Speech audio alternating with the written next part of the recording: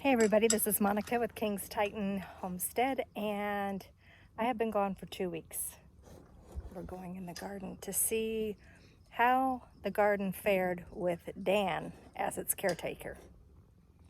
So while I was gone, Dan got about 2 inches of rain. So with the rain, he decided that the plants were doing pretty good. He did water, a few times. But now that we're coming in here, we can see that this is oregano, or Wright's bee bush. Got the dainty little flowers bees love, so we got some bee feed starting. These are all volunteer mesquite trees popping up in the walkway.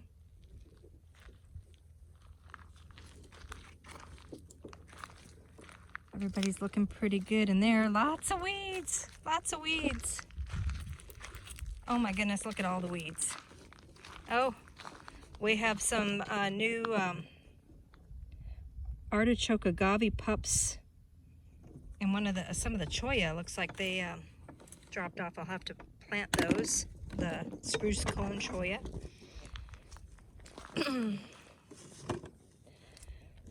The night blooming cereus are starting to put on some fruit from when they blossomed not too long ago. And if you look at that, that's Mexican oregano. Oops, hope I didn't move too fast. That's Mexican oregano, and it's blooming. The aloes that were transplanted from Harold are doing really well. They were stressing. Okay, I don't expect much out of this garden. This garden kind of had it, and I kind of told Dan he didn't have to do anything in here. And we've got all kinds of things happening. That kohlrabi needs to go to the chickens. We have a volunteer tomato plant. Probably should just send that cabbage to the chickens maybe. Parsley's struggling with a mesquite popping up in there.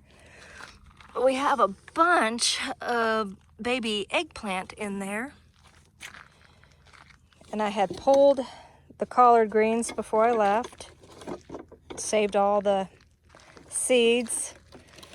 Uh-oh. We got all kinds of eggplant in here, but it looks like the onions are rotting. They got a problem. So that's not doing too good. And the Iatoy onions, look like they're coming back. Oh, I got a mess to clean up. A little bit of a mess, but this again was one that was just kind of left to do its own thing. The artichokes are coming back, but we had decided to cut back on a lot of watering because it was just getting to be too much. Looks like a squash plant popping up there. Something happened in the little greenhouse. It is just like fallen all over the place. We did get a really bad windstorm. Some people had it going around 78 miles an hour as a constant wind with up to 90-mile-an-hour gusts. So there's a lot of damage around here, and I can tell that I have probably hornworms. Oh, this is the lychee tomato, and yes, there is a hornworm. I'm gonna have to come out here. Look at that little sucker right there. And all I do is pull them off and dispose of them. So far, the pineapples are still green.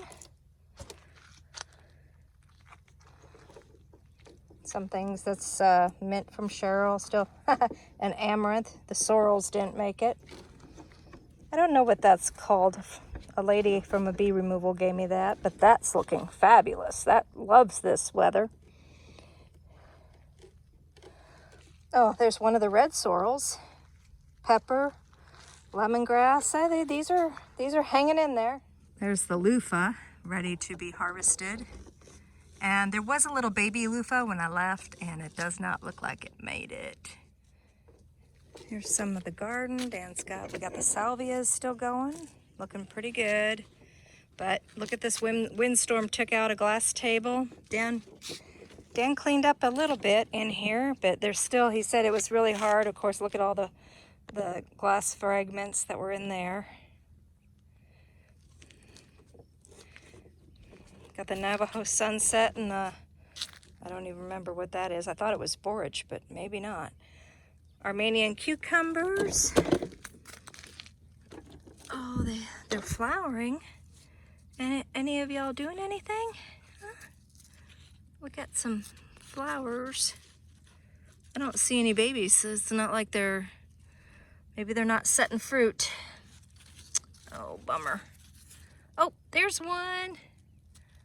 Armenian cucumbers coming in. I knew about that salvia not making it and that daisy not making it. Everything else is, we got a pepper over there. This is kind of like what happens when the garden just gets to do its thing. But at least we got some rain.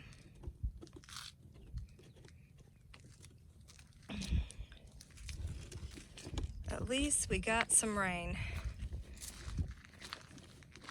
Let's go see if any of this, we got tons and tons of mesquite volunteers, and something's eating on that pepper. That's got to be something tasty. A nice hot pepper for, I don't even know what it is.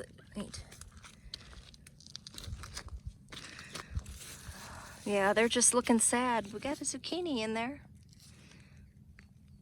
Wait, I'll take that hot pepper. Yeah, so this area really didn't survive very well kind of on its own. This is kind of like one of those things where I'm experimenting to see what can happen, what happens here. Well, Baja Fairy Duster's making it. Got a little alfalfa in there. Ugh, the calendula did not make it. Horehound. Oh, here's some of our sunflowers starting to bloom.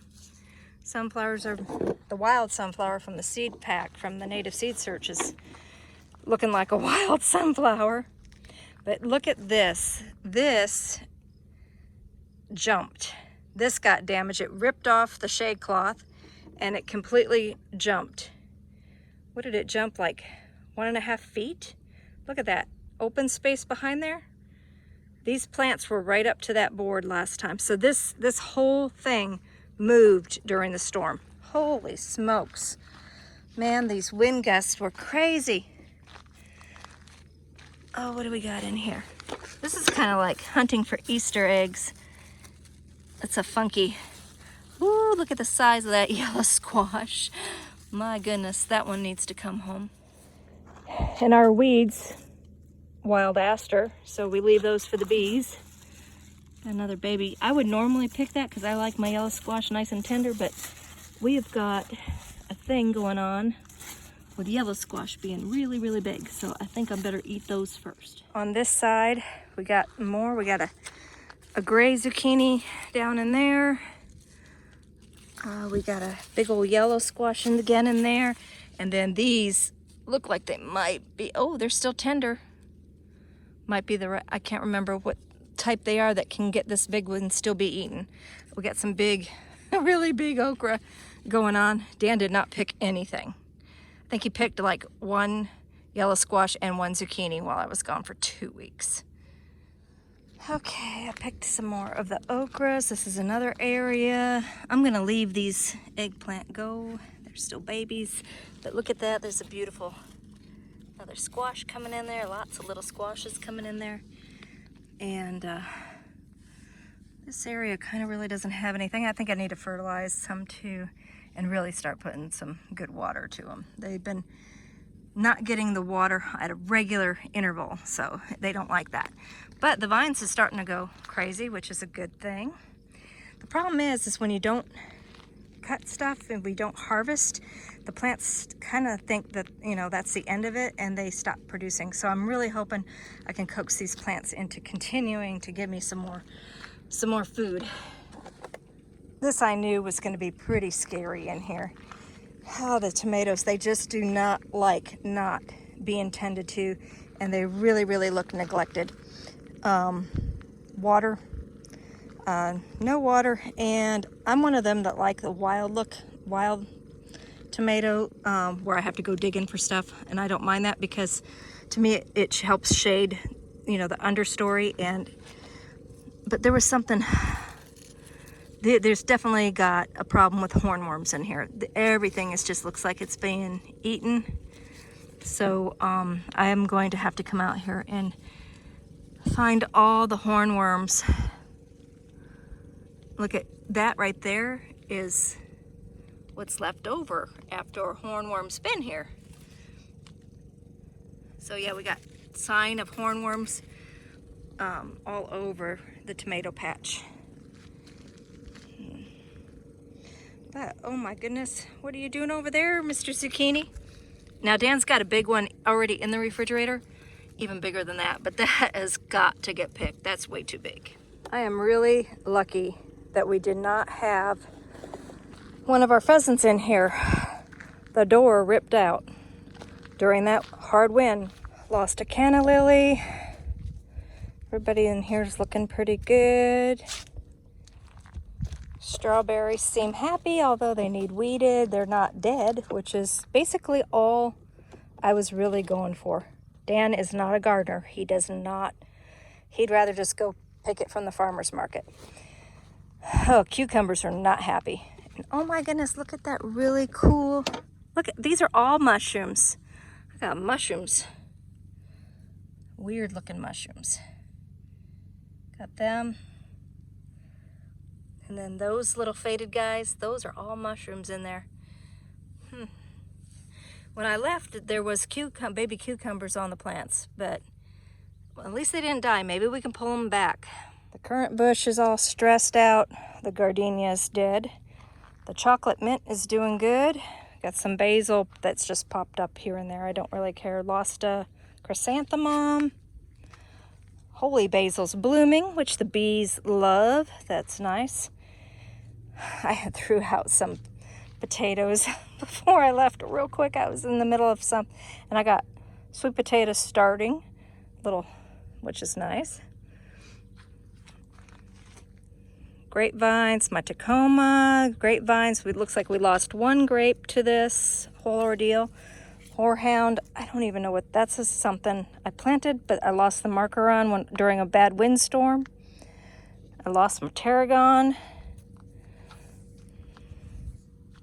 Oh, some beautiful basil. That smells good. For the most part, oh, that chiltepine really was hurting. That's a black chiltepine. Oh, well, she's not dead. Gotta save her. All right. Oh, lost the honeysuckle that I didn't get planted before I left. Lots of things to do. Anyway, very small amount here in the garden. Not too much. Dan, like I said, harvested a couple other things, but that's not that much. We got one more spot to look. All right, this is where the other sunflowers are. And I was basically just hoping that we wouldn't lose them. I didn't lose them, but they're not looking very good. These are my Jerusalem artichokes or sunchokes. And look at all the red amaranth, which is nice greens for me right now. Got some more of my sunflowers for the bees. This bed really was struggling before I left, so it's kind of to be expected. This is Southern Arizona. This is not a place with really, really lush gardens that you can just let go on your own. But here we are, 2 weeks with really not being tended to. And for the most part, Dan did pretty good. I mean, we really didn't lose too much. I mean, it's on the edge, but I think it can be revived. So I ate like a pig when I was gone. Really was just enjoying a lot of naughty foods. So the idea is, I told Dan that I'll do like a harvested, hunted, and grown diet, which is basically just being kind of more self-sustainable. So with the winter, oh gosh, with the monsoon storms, all kinds of things change. We have another planting season, so we have a July-August planting season I can get excited about. I still got things that I'm going to probably be harvesting from here with just a little bit of some like bloom fertilizer and stuff like that.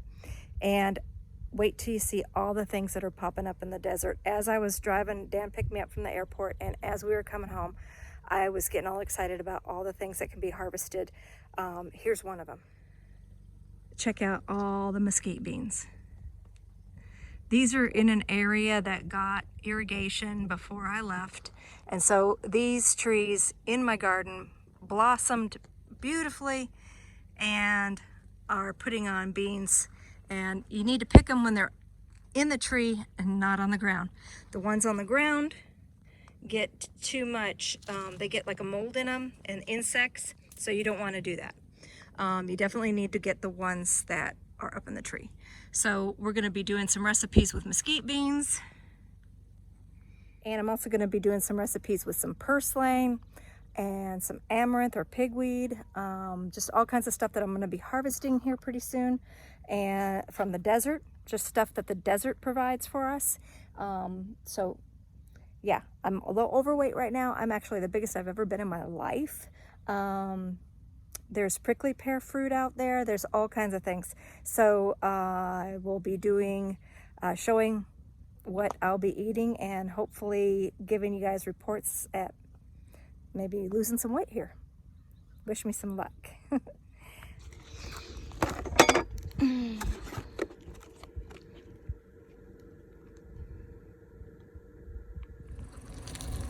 at all the stuff that's popping up along this curb where it's catching water. These here, these are all wild tomatillos. Actually make a really good salsa. They're very small. Sometimes it doesn't pay to harvest them, but if I have time, I do it. That's horse purslane. It's okay, it's edible. We like the other purslane better. Oh, and guess where I am? This is one of my protein sources in for my diet. And I think I'm gonna have a lot of eggs. This girl right here, she's about, how old are you? 4 years old? Huh, sweetie pie? Let's see if you gave Mama a white egg. You did. Hold on. Okay, on the left we've got duck eggs, and on the right we've got chicken eggs. So as you can tell, I got a good start for my diet. Got protein source, and I've got lots of vegetables. One thing though that I'm gonna point out is I'm not one of those people that go, I'm gonna go on this diet, and I go throw everything out in the refrigerator or something. Number one, that's not gonna work for Dan. Dan is still gonna continue to eat his junk food. There's nothing I can do about it. He just will not, just not gonna eat healthy. He's gonna stick with his main staples. So with that said, I have to stay away from it. I have to have the willpower to stay away from it myself. He's gonna have his chips, he's gonna have his cookies. He's still gonna be eating all that. What I do have to do is try to convince him or provide, make sure that we have enough of the proteins available that we do ourselves. So I'm thinking, because we have a large supply of eggs, probably going to I'm going to try to make an area where the ducks might go broody, because my ducks are Muscovies, and if anybody's ever had Muscovy, they are like a steak on the grill. They're fabulous. So I think I'm going to try one more time to raise Muscovies. I've been having a serious issue doing that. The little ducklings die inside the egg at a certain stage, but I've been doing it in spring, and by the time that they hatch, or when it's getting hatching time, the temperatures are so extreme that I think that they might just be cooking in their shell, which is sad to say, but that's what I think is happening. So this is going to probably be my test. I'm going to provide the Muscovies with some really good bedding areas, and stop gathering their eggs, and give them one more chance, because when you're running a homestead and you're running a farm, if an animal is not sustaining, it's kind of a question like, do you continue to keep that on the homestead, or do you trade that for a different different animal. So this is, you know, we do eat meat here, but I do have a lot of vegetables and a lot of eggs. So I'm going to be doing probably a lot of egg recipes here this week. And whatever, you know, is in the freezer as far as meat's concerned. Because like I said, I'm not going to throw that away. Oh, and looky, walking around, I found some regular purslane popping up. There's a few more over there. We just need more rain.